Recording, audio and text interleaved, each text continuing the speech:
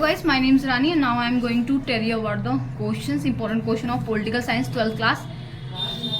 आप लोग जो है इस क्वेश्चन को देख के जाएंगे और ये जो वीडियो आप देख रहे हैं और फिर इसके बाद जो आपके कल एग्जाम है तो आपके एग्जाम करने के बाद वीडियो को और क्वेश्चन को मिला के देखना। आपके लगभग जो है 85% जो है मेरे क्वेश्चन ही आएंगे और शायद आपको ये वीडियो देखने के बाद आपको ये भी लगे कि जो है मे बी 90% जो है ये क्वेश्चन इसी से है। तो सेकेंड जो चैप्टर है दो ध्रुवता का अंत, मैंने इसकी वीडियो भी बना रखी है, अगर आपको लगता है तो आप वीडियो भी देख सकते हैं।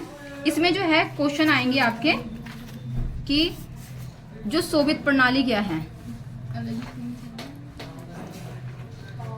प्रणाली क्या है और इसकी सोवियत प्रणाली क्या है और इसकी विशेषताएं क्या है। इसके अलावा जो है एमसीक्यू में ग्लासनोस्ट और पेरेस्ट्रोइका इसे करके आएंगे। मिखाइल गोर्बाचेव,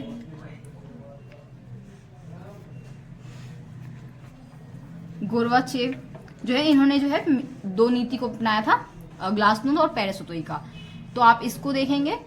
इसके अलावा जो है इसमें ही सोवियत संघ का, इसकी मैंने वीडियो भी बनाई है, आप देख सकते हैं। सोवियत संघ के विघटन एवं इसके परिणाम।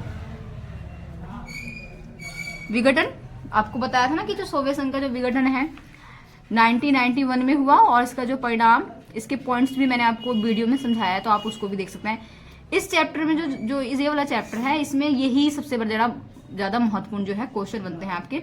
जो पेरेस्ट्रोइका क्या है, सोवियत संघ का विघटन क्यों हुआ, ये 6 नंबर में आते हैं और इसके परिणाम क्या कह रहा है, शीत युद्ध का अंत, ये सारा मैंने आपको बताया था। इसके अलावा देखते हैं कुछ और क्वेश्चन देख लो। पूंजीवाद, समाजवादी विचारधारा, इसमें आप थोड़ा सा ध्यान रखेंगे। समाजवादी विचारधारा, पूंजीवादी विचारधारा क्या है, ठीक है, इसको थोड़ा सा आप ध्यान रखेंगे। ये सोवियत संघ क्या है, 15 गणराज्यों का समूह है, ठीक है, ये चीजें आप इसको ध्यान रखेंगे। इसके अलावा आपके जो है नेक्स्ट चैप्टर आता है कि सत्ता का वैकल्पिक केंद्र।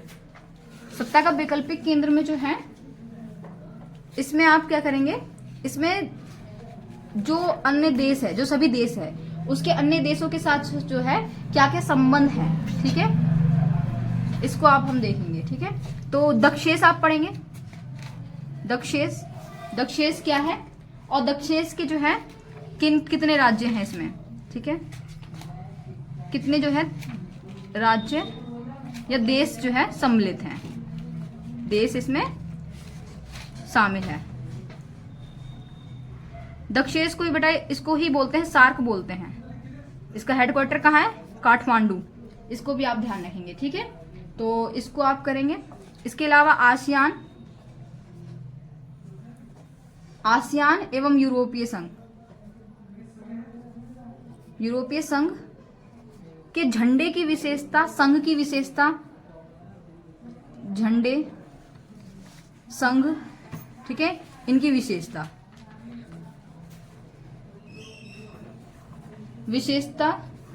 की जो है व्याख्या करेंगे आप।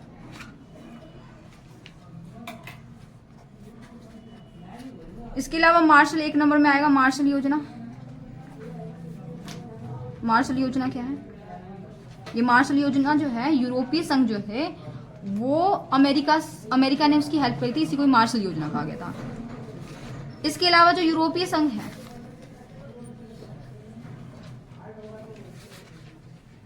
यूरोपीय संघ जो है आर्थिक समस्या होने के बाद जो आर्थिक उनकी समस्या से कैसे निपटान हुआ, कैसे निपटे वो, ठीक है। जैसे आपको पता है ना कि दो जो है हिरोशिमा नागासाकी पे परमाणु बम गिराए गए थे, तो वहां से क्या हुआ था, वो लोग बहुत आर्थिक रूप से क्या हो गए थे, मतलब बहुत कमजोर हो गए थे। तो इन्होंने कैसे अपने जो है इसकी स्थापना भी पढ़ लेना, एमसीक्यू में आएगा। इसकी स्थापना कब हुई, ठीक है, यूरोपीय संघ की, इसको आप ध्यान रखेंगे। इसके अलावा जो है आसियान शैली क्या है, ठीक है, या इसकी विशेषता, ठीक है। आसियान जो शैली है आसियान शैली जो है, इसकी आसियान की स्थापना ध्यान रखना 1967 में हुई। ठीक है, इसमें कितने देश हैं, देशों के नाम MCQ में पूछेंगे आपको, इसको आप ध्यान रखेंगे। ठीक है, आसियान शैली पढ़ेंगे आप, ध्यान रखना। आसियान शैली जो है बहुत ज्यादा क्या है, महत्वपूर्ण माना जाता है। ठीक है, इसके अलावा जो है आप इसमें चीन की जो है, चीन की अर्थव्यवस्था स्ट्रॉन्ग क्यों है, स्ट्रॉन्ग क्यों है, ठीक है, या कैसे उन्नत किया उसने, उन्नत किया।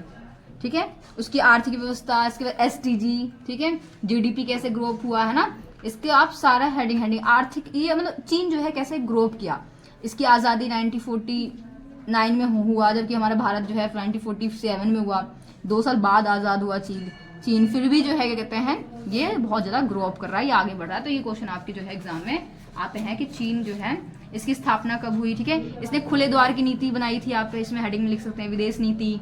ठीक है, उद्योगों को निजीकरण किया था इसने। ठीक है, ये सारा चीज़ आप लिख देंगे हेडिंग में। स्पेशल SEZ, इसी में SEZ भी ध्यान रखेंगे, SEZ की फुल फॉर्म। ठीक है, इसमें आप ये भी हेडिंग डाल सकते हैं कि जो है इसमें जो है। इसके अलावा भारत और चीन के संबंध,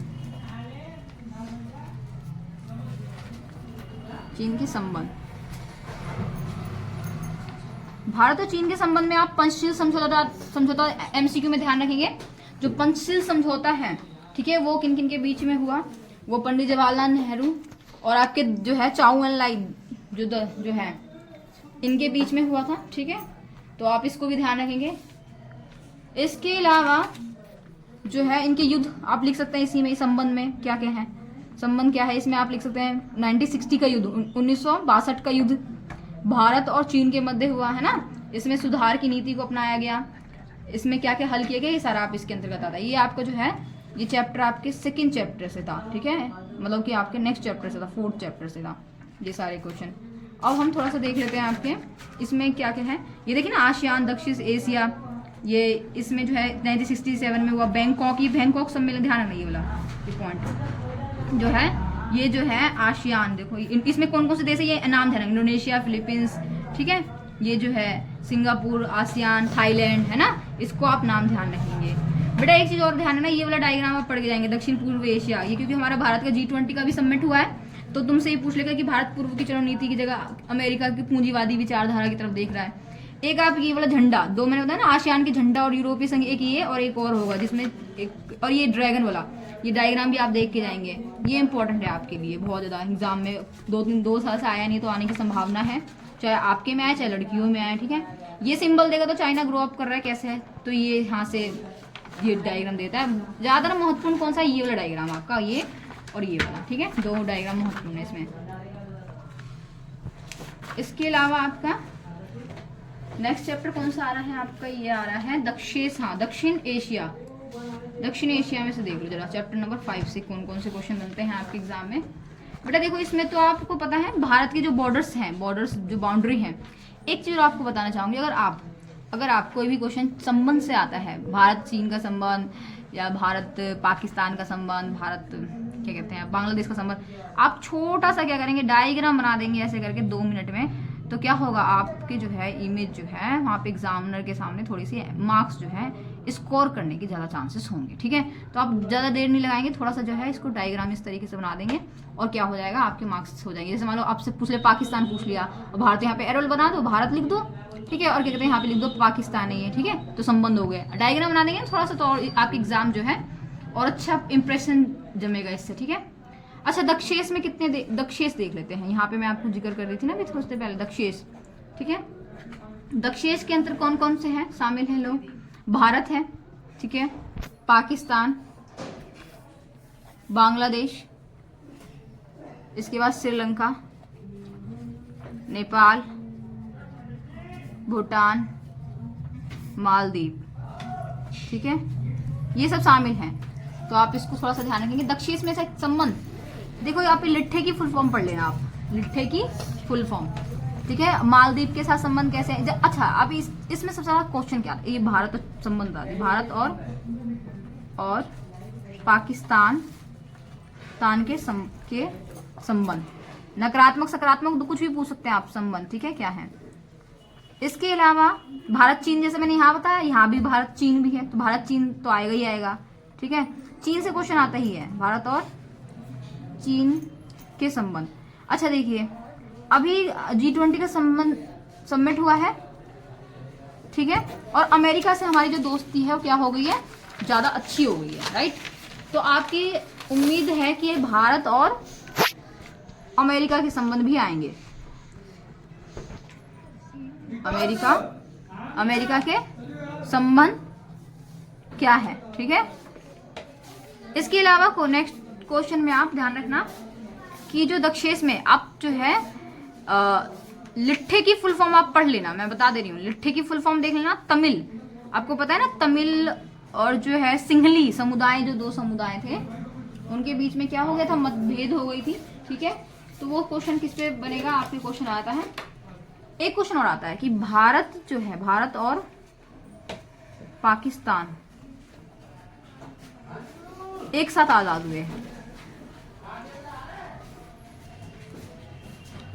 हुए, फिर भी जो पाकिस्तान है वह कमजोर है आर्थिक रूप से क्या है, कमजोर है। क्या कारण है, क्यों? तो आपको पता है यहाँ पे जो है ज्यादा क्या करते हैं, पढ़ाई शिक्षा पे नहीं मतलब जोर देते हैं। इसके अलावा एक क्वेश्चन और देखते हैं, भारत और बांग्लादेश के संबंध, ठीक है, कैसे संबंध आपको करने हैं, कैसे रहे हैं। ये आपको जो है, ये ऐसे भी बोल सकता है क्वेश्चन में 1970 का जो है वॉर, युद्ध, ठीक है, जो है कैसे हुआ या युद्ध क्या था, ठीक है, या ऐसे भी पूछ सकता है इसमें, ये जो है बांग्लादेश का निर्माण, बांग्लादेश के निर्माण में भारत की भूमिका, ठीक है। बात वही है, सब क्वेश्चन यही है, ठीक है। बांग्लादेश से संबंध पूछ ले भारत के, या युद्ध पूछ ले आपसे, या निर्माण की जो है पूछ ले, इन सब का मतलब क्या है, यही है, एक ही है। लेकिन नेपाल का क्वेश्चन अभी तक तो आया नहीं है, भारत और नेपाल के संबंध, ठीक है। इसके अलावा आप पढ़ेंगे भारत और श्रीलंका। अभी आपको पता है ना, उस पे जो है मछली जो पालन है उसके एक जगह है, वहां पे उस पे लेकर विवाद चल रहा है, तो इस पे आ सकता है क्वेश्चन, भारत और श्रीलंका के संबंध। इसी में ही लिट्ठे हैं, ठीक है, संबंध की व्याख्या करें, ठीक है। इसमें दो समुदाय है, तमिल है और एक सिंगली है। सिंगली आप पढ़ लेंगे इसे डीपली, ठीक है। मैं आज आपको बस इंपॉर्टेंट क्वेश्चन ही बताने की कोशिश कर रही हूँ, ठीक है। इसमें लिट्ठे की फुल फॉर्म सिंगली पढ़ लेना ध्यान से, ठीक है। सिंगली समुदाय कौन कौन से है, क्या क्या है, ठीक है। इसके अलावा आपके जो हैं एक क्वेश्चन और आते हैं कि भारत और भूटान, ये ज्यादा इंपॉर्टेंट नहीं है। भूटान के मध्य संबंध ये ज्यादा इंपॉर्टेंट नहीं है, पर ये जो है, ये वाला जो मैंने आपको बताया, ये सारे क्वेश्चन बहुत इंपॉर्टेंट है, ठीक है। ये आपके लगभग जो है ये फुलफिल कर लेता है क्वेश्चन यहाँ तक। अब थोड़ा सा दूसरे चैप्टर की ओर देख लो, इसमें डायग्राम देख लो थोड़ा सा क्या क्या इंपॉर्टेंट है, इसे भी देख के जाइएगा आप लोग, इस वाले डायग्राम को। ये पेपर में आ चुका है, ये पहले आया हुआ है पेपर में, ठीक है। ये एग्जाम में आया हुआ है पेपर में, आप इसे पढ़ेंगे, ठीक है। थोड़ा सा इसको आप पढ़ेंगे, ओके। बांग्लादेश से है ना, थोड़ा सा इसी वजह से। श्रीलंका, देखो श्रीलंका में जातीय संघर्ष संबंध मैंने बताया ना, वही जातीय संघर्ष, वही बात है। इसके अलावा ये डायग्राम भी एग्जाम में आ चुका है, तो आप इसे भी देखेंगे, ठीक है। ये सार्क वाला अगर क्वेश्चन है, काठमांडू उसका जो हेडक्वार्टर है, सार्क, ठीक है। सार्क के सदस्य दक्षेश, ध्यान रखना, सार्क को ही क्या बोलते हैं, दक्षेश बोलते हैं, ठीक है। इसको ही ध्यान रखना। इसको ही 7 बहनों के नाम से भी जाना जाता है, 7 सिस्टर, ठीक है, बहनों को ही बोला जाता है, ठीक है। ये सबमिट हुआ था ना काठमांडू में, तो इसको आप ध्यान रखेंगे थोड़ा सा, ठीक है। बस इसमें तो इतना। यूएनओ देख लेते हैं, यूएनओ से कौन कौन से क्वेश्चन बनते हैं, ठीक है। यूएनओ से जो है क्वेश्चन जो बनते हैं, सुरक्षा परिषद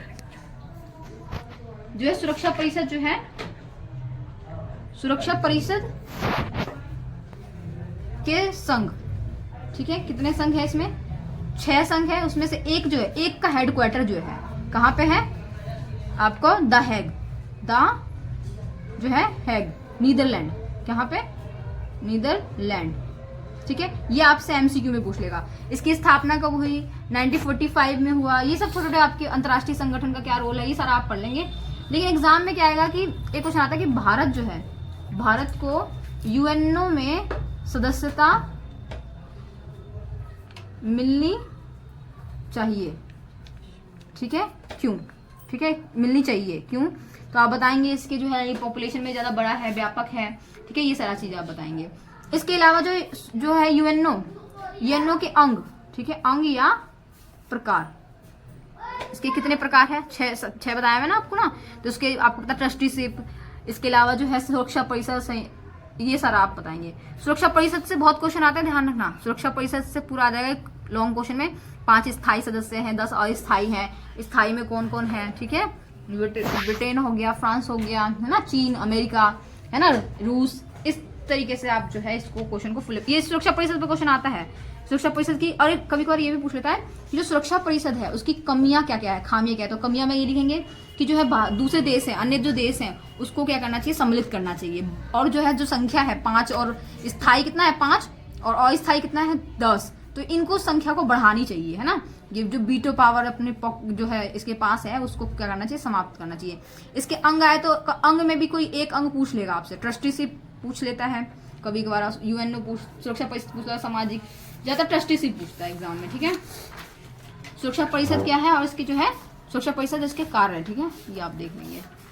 इसके अलावा इस क्वेश्चन में आपके आते हैं सचिवालय, थोड़ा सा देख लेंगे, सचिवालय, ठीक है, सचिवालय इसके पार्ट में ही है।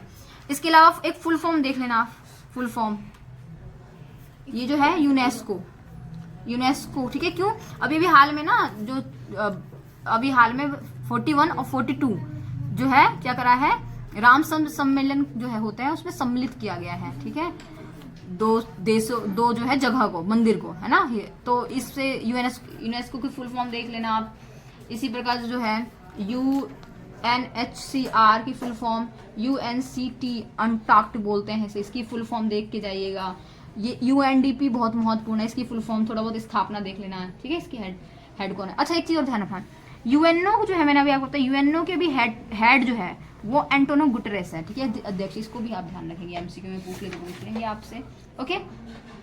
इसके अलावा आपके आते हैं नेक्स्ट, इसमें थोड़ा सा देख लेती हूँ, ये इसका इमेज है, ठीक है, कि जो जैतून के पत्ते हैं 10 बालियां लगी बड़ी से, और ये जो है इसको दिखा देगा, डायग्राम में देके पूछ लेते हैं इसमें क्या है, ठीक है। इमेज थोड़ा सा देख लेते हैं, देखो दे रखा ना अनटाक्ट, ये बोला नहीं इसमें आपको। इसके अलावा यूनिसेफ, ये थोड़ा सा आप पढ़ के जाएंगे, ये इसकी फुल फॉर्म पढ़ लेंगे बस, UNDP, है ना, यूनेस्को, ये आप देखेंगे, ओके। इसके अलावा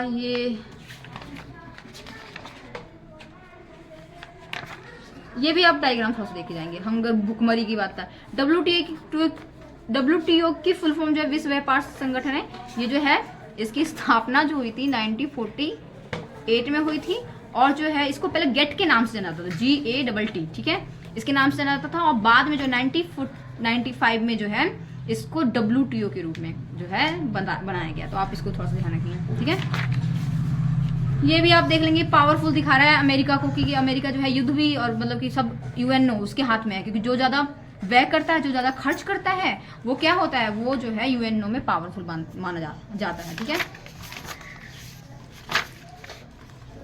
इसके अलावा ये डायग्राम देखेंगे आप, ये वाला इसमें सुरक्षा, अच्छा सुरक्षा परिषद में आप इसमें क्वेश्चन आप थोड़ा देख लीजिए, 7 चैप्टर्स में से पारंपरिक सुरक्षा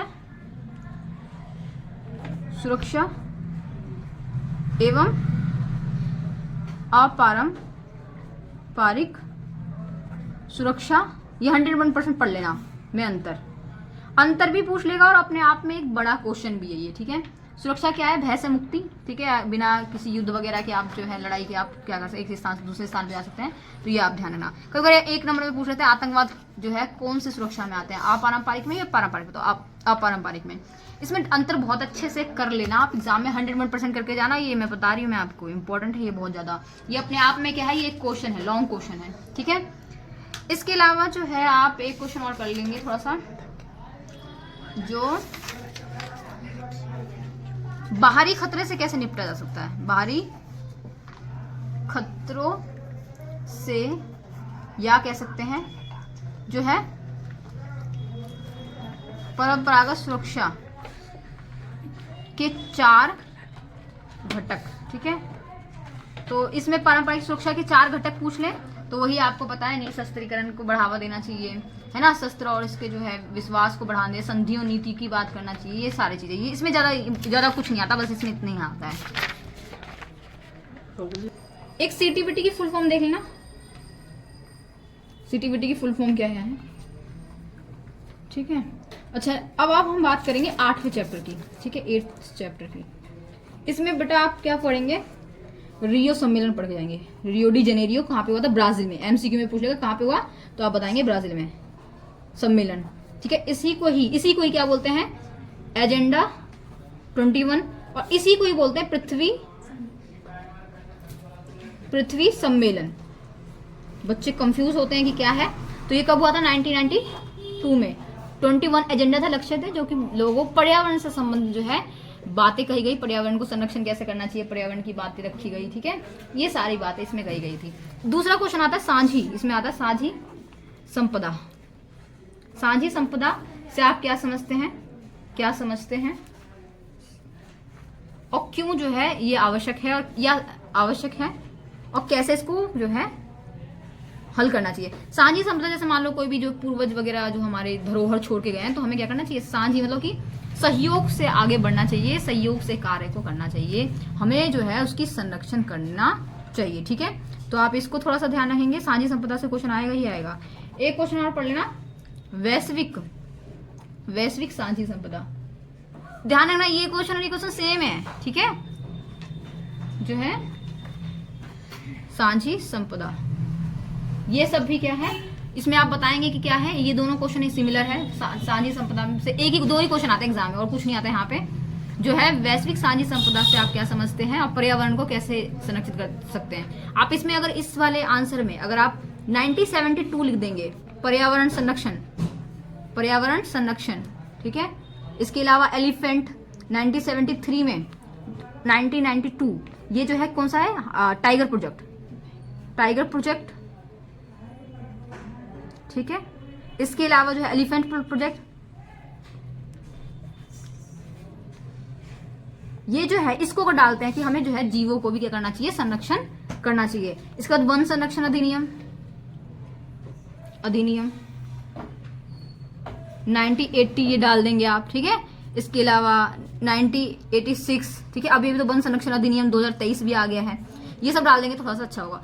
एक चीज ध्यान रखना कभी कभार ये है कि आप जो है ग्लोबल वार्मिंग, इसी में ही क्वेश्चन आता है, ग्लोबल वार्मिंग नहीं होके जो अब ग्लोबल क्या कहते हैं, जो बॉइलिंग हो रहा है, मतलब उबल रहा है, तो क्या है, तो ये सब भी यही है, क्योंकि हम पर्यावरण का साझा संपदा नहीं कर रहे, आपस में सहयोग नहीं कर रहे, दूषित कर रहे हैं, तो हमें क्या करना चाहिए? जागरूकता की आवश्यकता है, हमें सहयोग की आवश्यकता है। ये सारा क्वेश्चन आपके जो है यहाँ से फुलफिल होते हैं। जागरूकता, प्रदूषण को कम करना चाहिए। CFC की फुल फॉर्म देखना, क्लोरोफ्लोरोकार्बन। CFC जो है एक विषैला पदार्थ माना जाता है गैसीय रूप में, और जो है इसको जो है बैन किया गया है। इसके अलावा देखो इसमें डायग्राम ये वाला पढ़ लेना आप, ये वाला यही है वैश्वीकरण से, वो जो वैश्विक तापन से बोलते हैं, वैश्विक, इसी से ही क्वेश्चन पूछ लेगा वैश्विक तापन क्या है ना।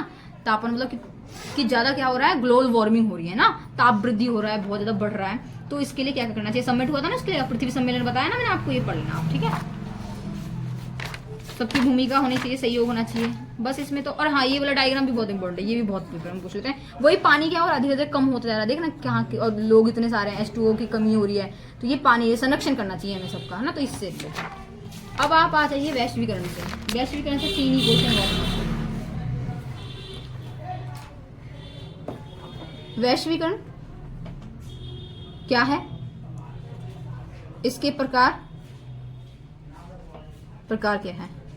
ठीक है, देखिए इसके प्रकार में आप आर्थिक वैश्वीकरण, ठीक है, वैश्वीकरण, सांस्कृतिक, इसी में संस्कृत को ही सामाजिक बोलते हैं। ठीक है, और ये दूसरा हो गया, ये पहला, और तीसरा कौन सा होगा? राजनीतिक। ठीक है, ये 3 हो गए। इससे वैश्वीकरण क्या है? विचारधाराओं, पूंजी, ठीक है, तकनीक, है ना, नवाचार आदि का क्या करना? प्रवाह, एक स्थान से दूसरे स्थान पर स्थानांतरण होता है, वैश्वीकरण कहलाता है। इसके 3 आयाम है, आर्थिक आयाम, सामाजिक आयाम। इसको आप रट लेंगे, ये 101% आएगा, बहुत इंपॉर्टेंट क्वेश्चन, ये आप पढ़ के ही जाना, ठीक है। 1 नंबर में और पूछ लेना, क्लब ऑफ रोम, ठीक है। ये पुस्तक जो है किसने लिखी? इसकी क्या है? लिमिट टू ग्रोथ, मतलब कि ज्यादा ग्रो अप नहीं होना चाहिए, पॉपुलेशन को कम करने के लिए जो है बनाया गया था, लिमिट टू ग्रोथ, ठीक है, ध्यान रखना इस किताब ग्रंथ, ठीक है। इस वैश्वीकरण में और जो है सिनेमा वगैरह ये सब आप इसी में आएगा, आर्थिक वगैरह, राजनीति, इसमें ही सब आ जाएगा, तो आप इसको कर लीजिएगा। ये बुक तो आई थिंक मेरे हिसाब से खत्म हो जाती है। दूसरी बुक को देखते हैं। इन बुक से हम जो है इसमें देखेंगे क्वेश्चन जो क्या क्या आते हैं। जो इसमें जो है सेकंड बुक में देख लीजिए। इसमें जो है आपका एक क्वेश्चन आता है कि भारत के समक्ष ऐसे भी दे देंगे कि आजादी के समय 47 इतना बढ़ा चढ़ा के कि समय जो है भारत के समक्ष किन समस्याओं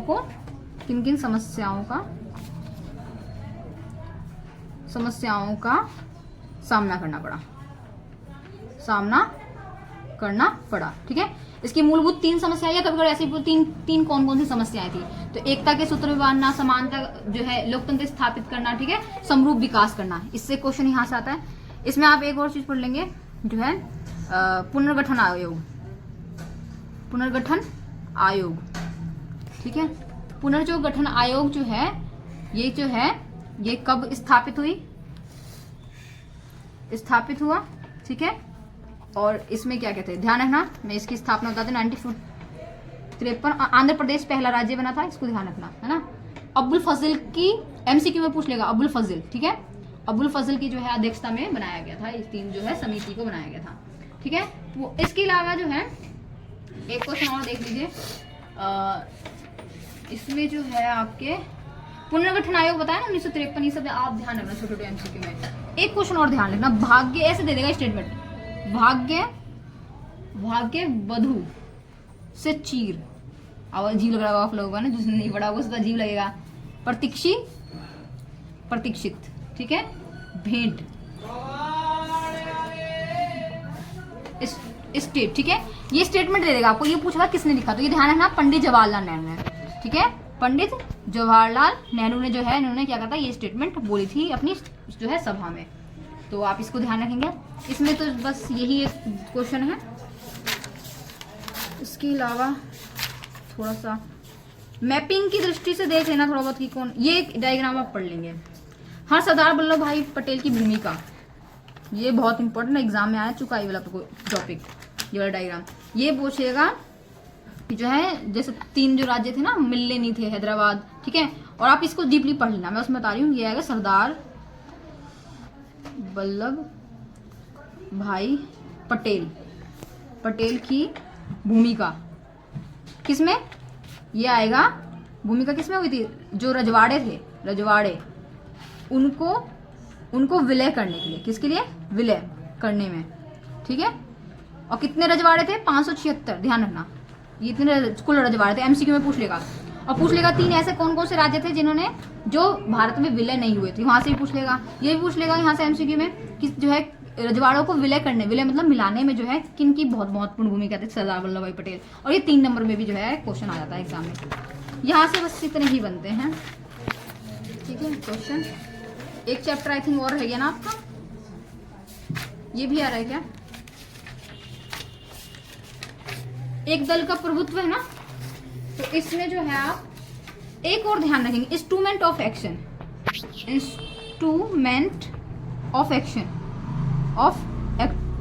क्या है बेटा, ये जो है इंस्ट्रूमेंट ऑफ एक्शन, ये जो रजवाड़े के साथ जो संधि हुई थी उस पे हस्ताक्षर किए गए थे, हस्ताक्षर, ठीक है।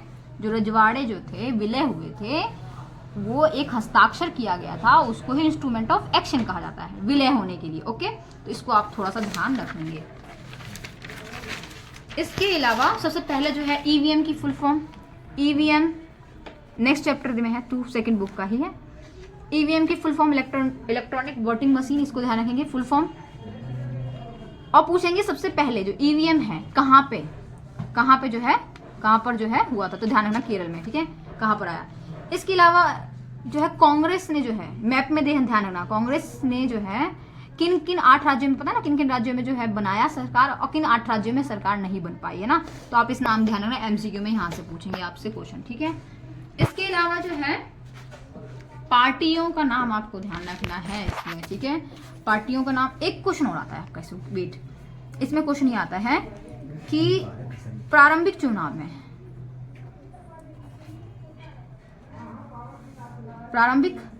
में जो है महिलाओं को किन समस्याओं का सामना करना पड़ा था। तो आपको पता है फलाना का फलाना करके जो है नाम जो है लिखा जाता था महिलाओं का, बॉक्स में था, घोटाला ज्यादा होते थे, तो ये सारी समस्याएं ईवीएम ने दूर कर दी। तो इसको थोड़ा सा ध्यान रखेंगे। अच्छा, एक क्वेश्चन आप और देखेंगे जो है कम्युनिस्ट पार्टी और समाजवादी पार्टी। कम्युनिस्ट पार्टी और समाजवादी पार्टी में अंतर, इसे रट लेना आप, ठीक है। दूसरा में आप देखेंगे कि भारतीय जनसंघ और स्वतंत्र पार्टी, ठीक है। ये 3 नंबर में आएगा, इनमें अंतर, ठीक है। इसको आप रट लेंगे, ठीक है। यहाँ पे ये क्वेश्चन है ना, ये प्रारंभिक में चुनाव में महिलाओं की समस्या, ऐसे भी बोल सकते हैं कि चुनाव में क्या समस्या आ रही थी, है ना। तो ये भी आप इसको ध्यान रखेंगे, चुनाव की इसकी समस्या, ये आप ध्यान रखेंगे। और ये क्वेश्चन आपके बहुत ज्यादा इंपॉर्टेंट है, ये आपके जो है 101% जो है आपके एग्जाम में क्वेश्चन बनने की जो है चांसेस रहते हैं। एक और चीज ध्यान रखना, कभी कभार जो है CPI की फुल फॉर्म और अमृता कौर उसका नाम पूछ लेता है। ये जो है ना, इनके जो संगठन है किसने स्थापना करी, उसके नाम आप पढ़ लेना कि इसकी जो है स्थापना करी। एक चीज ध्यान रखना, कांग्रेस की स्थापना जो है 1885 में हुई थी, ठीक है। इसे आप ध्यान रखेंगे। इतना ही फिलहाल आपके लिए क्वेश्चन है एग्जाम के लिए। ये मैप आप देख के चले जाएंगे, ठीक है। और इसमें ही आप पढ़ लेंगे जो है क्या क्या क्वेश्चन रहे हैं। अच्छा ठीक है, आप इस वीडियो को देखिएगा। आपको मैंने यहाँ से लेकर बहुत सारे क्वेश्चन बताए हैं, इसमें से आपके जो है कम से कम 85 क्वेश्चन जो आपके बनेंगे। और मे बी आपको शायद आपको ये भी अंदाजा लग जाए कि शायद मे बी 85 नहीं 95 क्वेश्चन मिलेंगे। तो आप इस वीडियो को देखिए और अपने जो है क्वेश्चन पेपर को मिलाइएगा लास्ट में, फिर उसके बाद लाइक एंड सब्सक्राइब करिएगा, ठीक है। Thank you so much for watching this video. आपको अच्छा लगता है वीडियो तो लाइक करें। धन्यवाद।